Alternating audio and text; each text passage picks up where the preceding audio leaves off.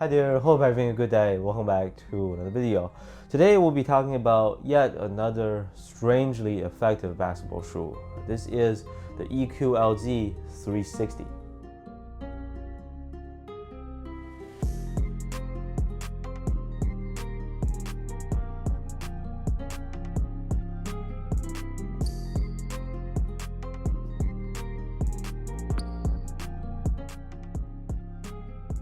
So retail price is set at 130 bucks.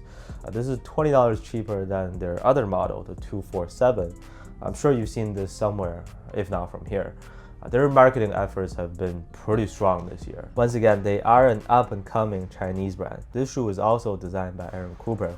Somehow, their design language actually reminds me of the Fear God stuff. I see a tiny bit of Adidas and Yeezys in them too, like the vibe that they're intending to create. If you look at their other products too, simplistic, futuristic, white colorway of this model looks super clean, by the way. Now I'm just gonna put this right here.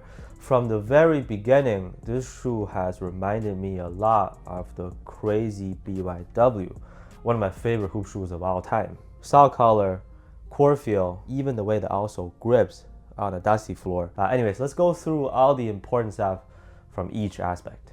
As to how the EQLZ 360 performs on the court, cushion, I say it's about average, maybe even slightly below average. I just don't see how anybody could put these on and say, oh, this is a very responsive and bouncy shoe. That's not the case, but you still get a little bit of bounce back in the heel. Impact protection is decent. Safe landings in general. So this cushion setup, I'll personally give it a pass. It's like the crazy BYW without the boost. Core feel and transitioning from front to back, those are really smooth though, so we should give them credit for that. For US size 10.5, they come to 430 grams on the scale.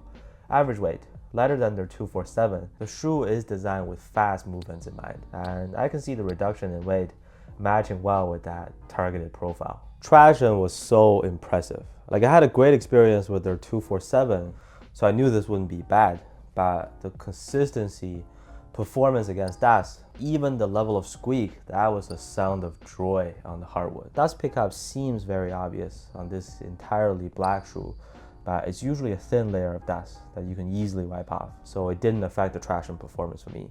Hard stop pretty much every time down the floor. They're still using this pressure map inspired also. You can read more about this parametric sand grain pattern on their website. I'm just gonna tell you, in real combat, fantastic traction. Great for those hard pivots, quick turns, pretty loud and squeaky too. With the fit, I think the best option would be to go true to size. Sizing is different from their 247.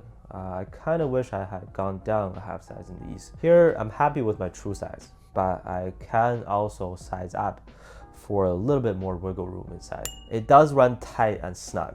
I felt the side panels, well, there are no side panels. Like, these leather pieces actually squeeze towards the middle quite a bit. So if you don't like that type of a snug fit, or if you have wider than average feet, you can go up a half size. Otherwise, true to size should be good.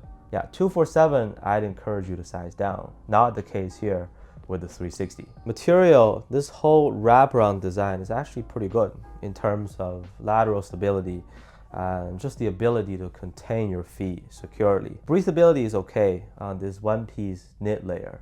Stretchy, but not too soft. Torsional support and upper stability, my expectation was none, but it was fine in reality. Surprisingly nice and sturdy everywhere. It's not like this upper construction will fall loose while you're playing, because that would be dangerous. But the 360 successfully dodged that problem, and playability is certainly up there. I can't really think of a specific playing style that this caters to. It's more of a hybrid or a wild card. I can see the faster players do well in it. Some bigs, as long as you're not too big, or pronoun tsunami, you should have a fun time using this as well. Overall, this shoe definitely surprised me, but it's not a top tier performer. Well, traction, it is top tier. This also is certainly not a gimmick. That was the biggest highlight based on my experience. That grip is so sharp and consistent. Otherwise, there's no wow factors in it. Maybe the lockdown turned out to be better than I expected. I was even wondering how this upper is going to be able to hold out together. Having tried so many basketball shoes in the past, maybe my flat feet have seen too much. The shoe lacked a little bit of comfort flexibility and support from underneath. Because after a long sesh, I did feel pretty tired, to be honest. That's my take on the 360. I'll give it an A-. More than solid. Go ahead if you like the design. For a beastly performer, we can keep scrolling. That means in a head-to-head comparison, I would take their 247 over this. Let me know how you feel about these down in the comments. I know we also have some huge fans of this model here, so please feel free to share your experience with us. Thank you so much for watching, and I'll see you on the next one.